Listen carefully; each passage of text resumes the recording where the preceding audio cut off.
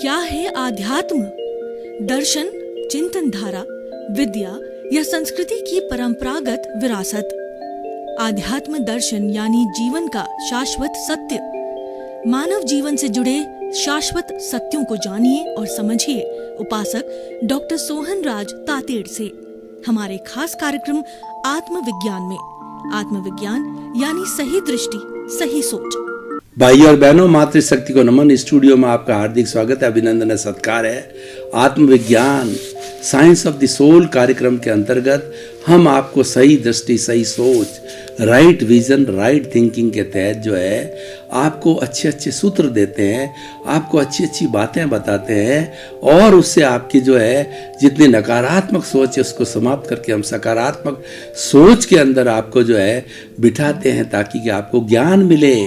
और आपका जो अज्ञान है, जो आत्मा और शरीर के बीच में अज्ञान आने से जो भ्रांति पैदा हो गई है, उस भ्रांति को मिटाने के लिए ये सारा आत्मविज्ञान कार्यक्रम बनाया गया, क्योंकि इसके केंद्र में आत्मा है। जिसके केंद्र में आत्मा रहती है सब चीज़ प्रमाणिक होती है और आत्मा को केंद्र बात करके सभी बातें सही सही बताई जाती है। तो आज का हमारा जो एपिसोड का विषय है, बहुत सुंदर विषय है, वह है श्वास प्रेक्षा। भाई और बहनों, जैसा कि मैंने बताया कि प्रेक्षा ध्यान एक प्रायोगिक पद्धति है। हम खाली थ्योरी करते रहेंगे तो उससे जो है हमको प्रैक्टिकल पार्ट की जानकारी नहीं मिलेगी। जब तक प्रैक्टिकलिटी जीवन में नहीं आती, प्रैक्टिकल नहीं किया जाता है, तब कोई बदलाव नहीं आता है। हम अपने स्वभाव को बदलना है, हमें अपने आप को बदलना है, हमें नई दृष्टि को प्राप्त करना है। जब नई दृष्टि कब मिलेगी? जब हम कोई चीज़ प्रैक्टिकल करेंगे। तो आज का जो हमारा विषय श्वास प्रेक्षा। श्वास जो है वो हमारी ये प्राण वायु है जो कि हम भीतर लेते हैं। श्वास का क्यों लिया जाता है कि हमारे शरीर के अंदर पूरा जो ब्लड सर्कुलेशन होता है तो वो सर्कुलेशन होते होते गंदा हो जाता है, तो उसको साफ करने के लिए ऑक्सीजन की आवश्यकता होती है और हम श्वास के माध्यम से वो ऑक्सीजन लेकर के फेफड़ों तक छोड़ते हैं और फेफड़ों के अंदर जो वो ब्लड आता है और वहाँ पर ऑक्सीजन पहुँचती है तो ब्लड की सफाई होती है और वह साफ ब्लड जो है, और उसके साथ में किडनी में से जो है उस ब्लड जो निकलता है तो किडनी के अंदर जो जितने भी टॉक्सिन्स हैं वह किडनी के अंदर दो तरह की जो है वो हमारी छलनियाँ लगी रहती है। एक छलनी से हमारे जितने भी टॉक्सिन्स होते हैं यूरिन के रूप में निकल जाते हैं और दूसरी छलनी से जो है वो छन करके और जो शुद्ध खून होता है वो जाकर के हार्ट में चला जाता है और हार्ट के द्वारा पंपिंग होती है। उस पंपिंग के द्वारा पूरे शरीर के अंदर 1,00,000 किलोमीटर प्रतिदिन जो है ब्लड हमारा घूमता है और एक एक कोशिका को खुराक देता है। खुराक देने वाली सारी शक्ति ब्लड में होती है और वो एक ही कोशिका को खुराक दी जाती है। उससे हमारा शरीर स्वस्थ होता है, हमारा शरीर होमोस्टैटिक होता है। देखिए हमारा शरीर किस तरीके से अच्छा स्वस्थ रहता, संचालित होता है और 60 खरब कोशिकाएं होती है, वो किस तरीके से कार्य करती। मैं आपको उदाहरण के तौर पे बताना चाहता हूँ कि 60 खरब कोशिकाओं प्रत्येक का जो मुंह होता है जिसको रिसेप्टर कहते हैं, और जब किसी कोशिका को किसी भी भोजन की तत्व की आवश्यकता होती तभी वो मुंह खोलती है, वरना नहीं खोलती। मैं आपको एक उदाहरण देता हूँ कि आपके घुटने के अंदर पेन हो जाता है तो पेन होने की स्थिति में आपने कोई भी जो है वो पेन किलर लिया तो पेन किलर जब मुंह के अंदर जाता है तो ब्लड के अंदर पूरी तरह से घुल जाता है और वो ब्लड का जो पेन किलर है जो आपकी घुटने की जितनी भी कोशिकाएं उसके पास पहुंचता है तब वो रिसेप्टर खोलती है कोशिकाएं, और सारे शरीर की कोई भी कोशिकाएं अपना मुंह नहीं खोलती। सिर्फ घुटने की जहां उसको आवश्यकता हो पेन किलर को वो अपना मुंह खोलती, रिसेप्टर खोलती है और वो खुल करके और जितनी भी पेन किलर की मात्रा ब्लड से आई थी अपने भीतर ले लेती है और भीतर लेकर के घुटने के इर्द गिर्द जो है उसको जमा देती है और उस पेन को जो है समाप्त कर दिया जाता है। ऐसा होमोस्टैटिक कंडीशन से हमारा ये शरीर होता है और बड़ी सुंदर ये सिस्टमैटिक पद्धति है। तो श्वास की बात कर रहे थे। श्वासा जब तक आसा, हमारे जब तक शरीर में जब तक सांस है तब तक आस बढ़ती रहती है। श्वास चलता है तो हम कहते हैं ये जिंदा है। चाहे अगर कोमा में व्यक्ति चला गया लेकिन श्वास उसकी चल रही है तो उसको हम जिंदा कहेंगे। तो इसलिए श्वास हमारी बहुत इंपॉर्टेंट चीज है। तो श्वास प्रेक्षा का मतलब होता है आते जाते श्वास को देखना। बात बहुत सरल है, लेकिन इसका लाभ बहुत बड़ा है। जब हम आते जाते श्वास को देखते हैं एक विजिटर की तरह, जैसे कि मैं प्रथम मंजिल पर बैठा हूँ और सामने से एक बड़ी हाईवे की रोड चल रही है, तो मैं देखता हूँ कि सैकड़ों गाड़ियाँ आ रही है, जा रही है, व्यक्ति जा रहा है, वो पैदल चलने वाले जा रहे हैं, टू व्हीलर जा रहे हैं, फोर व्हीलर जा रहे हैं, बड़ी बड़ी गाड़ियाँ जा रही है, छोटी छोटी चीज़ें जा रही है, कोई और भी सामान जा रहा है। तो सारा हम जो खाली मात्र देखते हैं, तो मात्र देखने से क्या होता है, राग द्वेष मुक्त होकर के देखते हैं। उसी तरीके से श्वास हमारे भीतर जा रहा है, आ रहा है, उसके ऊपर अगर हम कंसंट्रेट करके उसको हम देखते हैं, तो इसका मतलब देखने का अर्थ हो गया हमारा राग द्वेष मुक्त होकर देखना। वही है ये हमारे जीवन का उद्देश्य है। मूल उद्देश्य के अंदर अज्ञान है, वो राग द्वेष है। ये आत्मा और शरीर जो है दोनों एक पड़ोसी की तरह घुले मिले हुए शरीर के अंदर है, और इनके बीच के अंदर एक अज्ञान का वेल्डिंग पड़ गया, उसका नाम है राग द्वेष। और ये वेल्डिंग जो है यही सब कुछ करता है। ये जो आत्मा तो निष्क्रिय है, अक्रिया वाला है, ये कुछ भी नहीं करता, इसके तो शरीर ही नहीं है, इसकी तो हाजिरी है। आत्मा की हाजिरी के बिना ये शरीर का राम नाम सत होता है, शरीर कोई भी कार्य नहीं कर सकता। और आत्मा की हाजिरी के बिना जो राग द्वेष है, जो कि प्रतिष्ठित आत्मा कहलाती है, वो चार्ज होती है और डिस्चार्ज होती है, इसकी हाजिरी से होती है। अगर ये न हो तो वो न तो चार्ज होगा न डिस्चार्ज हो, तो जो आत्मा वापस चार्ज होती है वो अगले जन्म में जाकर के वही प्रतिष्ठित आत्मा इस जन्म में चार्ज होती है, और नेक्स्ट जन्म में वह जैसे जैसे चार्ज का अर्थ होता है कि जैसे जैसे भाव किए हैं, जैसे जैसे कॉजेज डाले हैं, जैसे जैसे अभिप्राय और ओपिनियन दी है, तो अगले भाव में जाकर के वह द्रव्य कर्म के रूप में होते हैं, और वो भुगतान के रूप के अंदर व्यक्ति भुगतता रहता है। इसीलिए कहा गया है ये मन वचन काया रूपी जो शरीर है वो पूर्व जन्म के कर्मों के भुगतान के लिए मिला है, और ये सारा भुगतान करने वाला है, और ये लेकर के आया है, ये करने वाला। लेकिन मैं इससे अलग हूँ, ये तो करने वाला है, भोगने वाला है, मैं तो जानने वाला, देखने वाला। मेरी तो खाली प्रेजेंस से मैं इसका भोग कैसा चल रहा है उसको जानता हूँ, देखता हूँ। और हम उसके साथ के अंदर नहीं मिलते हैं, जुड़ाव नहीं करते हैं, तो हमारा कोई राग द्वेष नहीं होता, और हम निष्पक्ष रहते हैं, और भाव नहीं पड़ते, हमारे कॉजेज नहीं डाले जाते हैं, हमारा अभिप्राय ओपिनियन बनती है। और जो ही जुड़ गए, इसकी जो प्रकृति, इसका जो कार्य पीछे से लेकर आ रही है और हर क्षण करती रहती है, जीवन भर जितना आयुष 70-80 वर्ष का वो प्रकृति करती रहेगी, एक फिल्म की तरह ये खुलती रहेगी। मन वचन काया की तीनों बैटरियां फिल्म की तरह खुल के हम जुड़ गए, तो जुड़ते ही हमारे राग द्वेष पैदा हो गए। तो हम बात कर रहे थे श्वास की, इसको हम देखते हैं तो राग द्वेष मुक्त रहते हैं, ये सबसे बड़ा फायदा है। तो हम एक प्रयोग करेंगे कि किस तरीके से श्वास प्रेक्षा की जानी चाहिए, क्योंकि ये प्रयोग करने से राग द्वेष मुक्तता आती है। राग द्वेष मुक्तता आने का मतलब ये है कि हमारा जो सबसे बड़ा ज्ञान है वो मिटता है, और हम ज्ञान की ओर जाते हैं। और जब ज्ञान प्रकाशित होता है, ज्ञान मिटता है, तो हम धीरे धीरे हमारा जो पुरुषार्थ है, हम ज्ञाता दृष्टा भाव में आ जाते हैं, और धीरे धीरे ये कॉजल बॉडी, कर्म शरीर, और ये जो शिथिल होता जाता है, और एक दिन मृतवत हो जाता है, जीरो आ जाता है, तो आत्मा सिद्ध बुद्ध और मुक्त। आत्मा तो सिद्ध बुद्ध मुक्त है ही है, लेकिन इस प्रेजेंस के अंदर, इस कारागार के अंदर बंधी हुई है, और वो सिद्ध बुद्ध होकर के चली जाती। तो सबसे पहले हम श्वास प्रेक्षा के लिए कायोत्सर्ग करेंगे, दोनों आंखें कोमलता से बंद, रीढ़ की हड्डी सीधी एंटीना की तरह, और जो है दोनों हाथें जो है ध्यान की मुद्रा में रहिए। और अब आप सुझाव दीजिए, पूरा शरीर शिथिल हो जाए। सुझाव दीजिए, शरीर की एक एक कोशिका शिथिल हो जाए। अपने चित्त को हर पूरे शरीर में घुमाइए, ऐसी कोई जगह ना रहनी चाहिए कि चित्त पूरे शरीर में नहीं घूमे। हर कोशिका तक चित्त को घुमाते रहिए, पूरा घुमाइए, और अनुभव कीजिए पूरा शरीर शिथिल हो रहा है। अनुभव कीजिए कोई अकड़न नहीं, कोई जकड़न नहीं, कोई तनाव नहीं, कोई टेंशन नहीं, कोई भारीपन नहीं, कोई कुछ की तरह नहीं, एकदम शांति की अवस्था।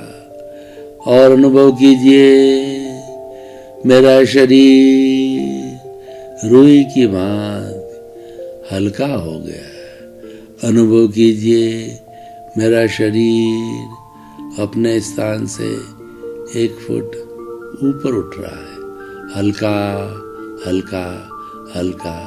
शरीर शिथिल। अब हमें श्वास को शिथिल करना है। दोनों नथुनों के बीच में अपने चित्त को केंद्रित कीजिए। आते जाते श्वास को देखिए, अनुभव कीजिए श्वास आ रहा है, जा रहा है। श्वास को थोड़ा लंबा कीजिए। जब श्वास लिया जाए पेट फूले, सांस जब निकले जब पेट सिकुड़ना चाहिए। अनुभव कीजिए, थोड़ा श्वास को लंबा कीजिए। लंबा सांस, गहरा श्वास, शिथिल श्वास, लंबा लंबा अनुभूत कीजिए। श्वास शिथिल हो गया है, ठंडा श्वास चल रहा है। अब आप जो है श्वास परीक्षा कीजिए कि श्वास आ रहा है, जा रहा है, लंबा चल रहा है, लंबा आ रहा है, लंबा जा रहा है। मात्र कुछ नहीं देखना है, अपने आते जाते सांस को मात्र देखना है। देखिए लंबा श्वास, गहरा श्वास, समतल श्वास आ रहा है, जा रहा है, लंबा लंबा लंबा लंबा श्वास आ रहा है, जा रहा। केवल श्वास को देखना है। जब हम श्वास को देखते रहेंगे तो राग द्वेष मुक्त होकर के देखना होगा। राग द्वेष मुक्तता का अर्थ होता है ज्ञान की उपस्थिति और अज्ञान का दूर हटना। तो श्वास परीक्षा को करते जाइए, अज्ञान की कमी आएगी, ज्ञान बढ़ेगा। चारों तरफ अनुभव कीजिए, अनुभव कीजिए, अनुभव कीजिए। इस तरीके से हम श्वास की परीक्षा करते रहेंगे। इससे सबसे बड़ा लाभ क्या होगा कि हम राग द्वेष मुक्तता की ओर जाएंगे। भाई और बहनों, जितनी भी हम आपको विधि बताते हैं, ये विधि जो है अज्ञान को मिटाने की है। हमारी आत्मा और शरीर के बीच में अज्ञान का पर्दा है, मिथ्या अज्ञान। मिथ्या हमारा जो है मिथ्या दर्शन, मिथ्या ज्ञान और मोहनीय कर्म के 3 बड़े पर्दे पड़े हैं जो कि घाती कर्म है। और ये आत्मा के कर्मों की आत्मा की घात करते हैं ये तीनों कर्म। और हम इसको जो है श्वास परीक्षा के माध्यम से जो है राग द्वेष मुक्त होकर के और इसको शिथिल करते हैं। जब ये शिथिल होने लग जाता है तो धीरे धीरे जो है शिथिलता होकर के निर्जरा होती है। जितना भी हमारा जो कार्मण शरीर है, लिंग शरीर है, शिथिल होता है, इसका मतलब ये है कि निर्जरा होती जा रही है। भगवान ने संवर और निर्जरा 2 धर्म बताए हैं। संवर धर्म है सब पापकारी प्रवृत्तियों को रोकना, जो लोगों को जितना भी दुख देते हैं उस दुख को रोकना जो है ये हमारा संवर कहलाता है। और इसकी निष्पत्ति क्या होती है? हर संवर के साथ में निर्जरा होती है। इसकी निष्पत्ति ये होती है कि कर्मों का झड़ना चालू हो जाता है। जो ही आपके भीतर संवर की पोजीशन हुई, जो ही सही ज्ञान का एहसास हुआ, त्यों ही सही ज्ञान का एहसास होते ही संवर की पोजीशन हो जाती है। और संवर की पोजीशन होते ही कर्मों का झड़ना प्रारंभ हो जाता है।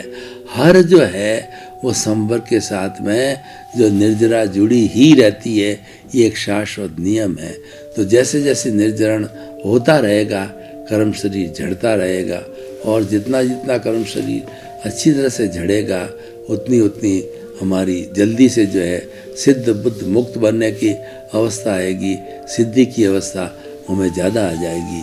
तो इसी तरीके से हमें जो है इस श्वास प्रेक्षा का जो हमने प्रयोग किया, बड़ा साइंटिफिक और बड़ा सुंदर प्रयोग है। ये हर व्यक्ति को मॉर्निंग के अंदर जब हम योगा करते हैं उसके साथ किया जाना चाहिए। ये एक तरह का योग है और ये बहुत बड़ा समत्व का योग है कि हम श्वास प्रेक्षा के द्वारा जो है राग द्वेष मुक्त होकर के देखने की बात सोचते हैं और साथ साथ में हमारी प्राण ऊर्जा को भी बचाते हैं, हमारी विटालिटी को भी बचाते हैं, जो कि वो दूसरी की मन वचन काया की प्रवृत्ति के रूप में काम आवे। तो भाई और बहनों, श्वास प्रेक्षा एक साधारण प्रयोग लगता है, लेकिन ये प्रयोग जो है बहुत सुंदर है। इसमें और भी कई चीज़ें होती है, अनुलोम विलोम होता है और दूसरा जो है भस्त्रिका होती है, कपालभाति होती है। ये अलग अलग प्रयोग है, लेकिन हमने सिंपल जो है श्वास प्रेक्षा का आपको प्रयोग कराया। ये करते रहना चाहिए और करते रहने से इसके रिजल्ट बहुत अच्छे आएंगे। जो व्यक्ति श्वास प्रेक्षा करता है उसके जो है कषाय शांत होते हैं और उसकी बुद्धि भी तेज हो जाती है, क्योंकि उसका सारा जो कंसंट्रेशन होता है अपने मस्तिष्क के ऊपर, ज्ञान के ऊपर आ जाता है। ये जितने भी प्रयोग है ये ज्ञान को बढ़ावा देते हैं और जहाँ जहाँ ज्ञान को बढ़ावा दिया जाता है, ज्ञान का स्तर है, वो शास्त्र सारे वो ज्ञान केंद्र है, वहाँ पर जो है ज्ञान एकत्रित होता है। धीरे धीरे ज्ञान जो है कई तरीके से इकट्ठा होकर के और हमारी वेल्डिंग को तोड़ता है, अज्ञान को तोड़ता है। तो ये सारी चीज़ें अज्ञान को तोड़ने के लिए की जाती है और इससे बड़ा हमको बहुत बड़ा लाभ होता है, क्योंकि प्रैक्टिकल होता है। वह प्रयोग करने से हमको सही स्थिति का मालूम होता है।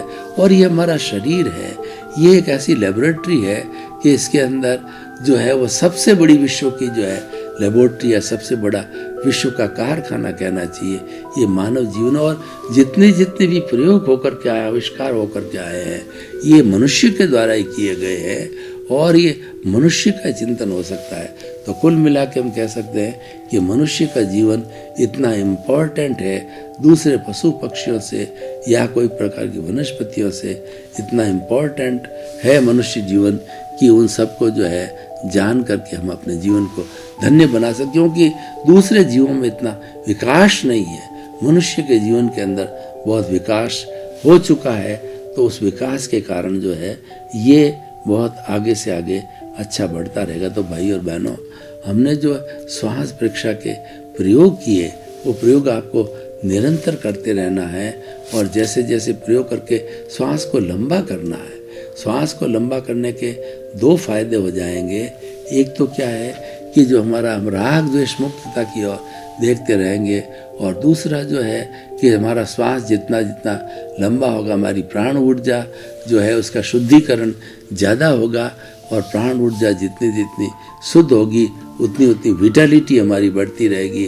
और वो विटालिटी जब हमारे शास्त्र सार के अंदर या हमारा जो ज्ञान का केंद्र है वहाँ पर इकट्ठे होगी, तो वहाँ पे ज्ञान बहुत अच्छा डेवलप हो जाएगा।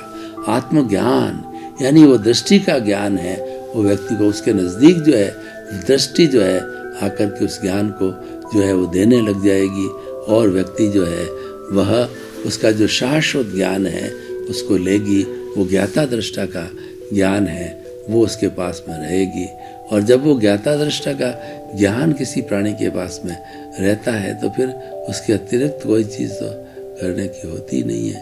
तो इसलिए भाई और बहनों, अब हमें ये देखना है कि ये श्वास प्रेक्षा का जो हम इतना जो प्रयोग कर रहे हैं उससे जो है हमें कितना बड़ा लाभ होने वाला है। तो व्यक्तिगत लाभ मैंने सारे बताए आपको, और इनडायरेक्ट रूप में बात करें तो सोसाइटी को भी लाभान्वित करने वाले हैं, क्योंकि जहाँ पर व्यक्ति जो है अनुशासित होंगे, अच्छा कार्य करने वाले होंगे और अच्छी तरीके से चलने वाले होंगे, तो निश्चित रूप से वह जो हमारा समाज है अच्छे व्यक्तियों का समूह कहलाएगा। और अच्छे वस्तुओं की ज्यों ज्यों संख्या मनुष्यों की बढ़ती जाएगी, जो भी समाज की वैल्यू बढ़ जाएगी और ये समाज विश्व के लिए बहुत बड़ा योगदान बन सकता है। तो भाई और बहनों, ये सारे जो हम विविध प्रयोग कर रहे हैं, ये प्रयोग है हमारे जो है इस दर्शन शास्त्र से आए हैं और इससे हमको मिले हैं। तो इन प्रयोगों का हमारे जीवन में स्थान होना चाहिए। जब तक हम प्रयोग को स्वयं नहीं करेंगे तब तक हमें ज़्यादा जो है लाभ नहीं मिलने वाला है।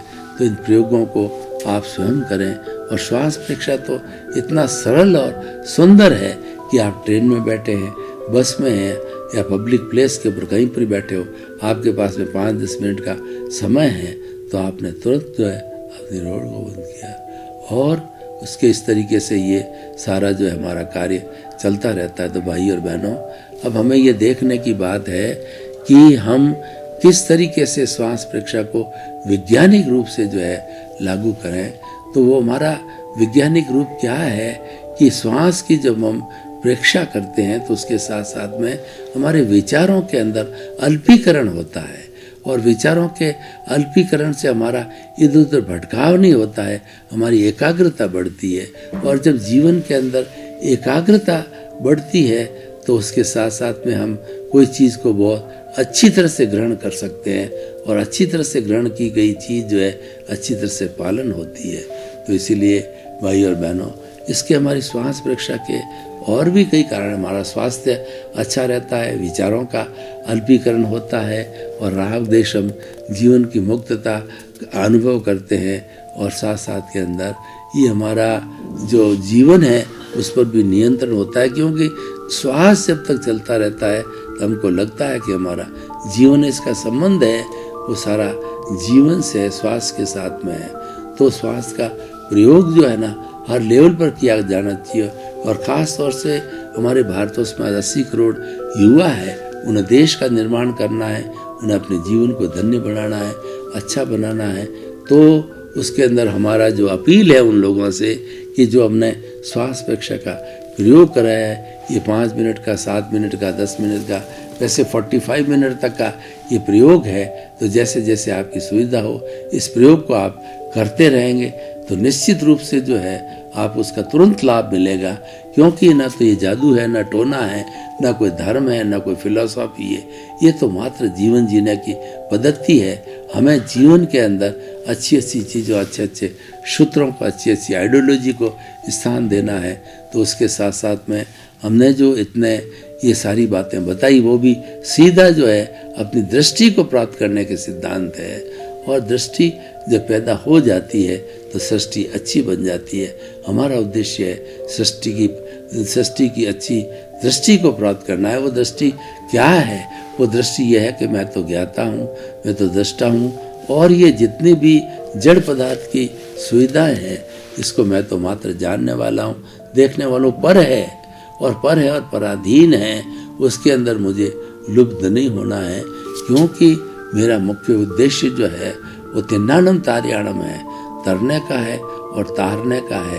हम अलग अलग सूत्रों के माध्यम से जो है सभी को प्रेरणा देते हैं कि आपके जीवन में जितनी हमारे जीवन के अंदर जितनी ये चीज़ आगे बढ़ेगी उतना जो है हमको लाभ होता रहेगा।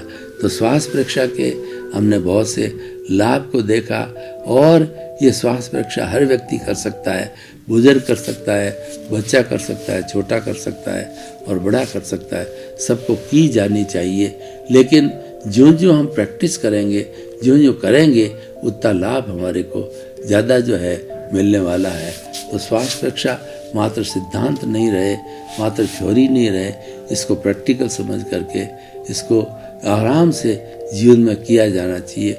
और ये तो बहुत सरल पद्धति है कि ये करने से व्यक्ति जो है आराम से जो है अपने जीवन को धन्य बना सकता है, वो परोपकारी बन सकता है। भाई और बहनों, आपका बहुत बहुत धन्यवाद। आप जो आत्मविज्ञान कार्यक्रम देख रहे हैं वो आप देखते रहिए। आपके जीवन की कोई भी समस्या है वो हमारा पीछे ईमेल और मोबाइल ऐप और जो है हमारा कॉन्टैक्ट नंबर है उसके ऊपर आप भेज सकते हैं, आपको उचित समाधान मिलेगा। कुल मिलाकर के हम आपके जीवन को धन्य बनाना चाहते हैं, आपको अच्छा इंसान बनाना चाहते हैं। इसी क्रम में आपका जीवन आनंदमय हो, मंगलमय हो। आपके प्रति बहुत बहुत शुभ। आत्मविज्ञान में आत्मविज्ञान यानी सही दृष्टि, सही सोच।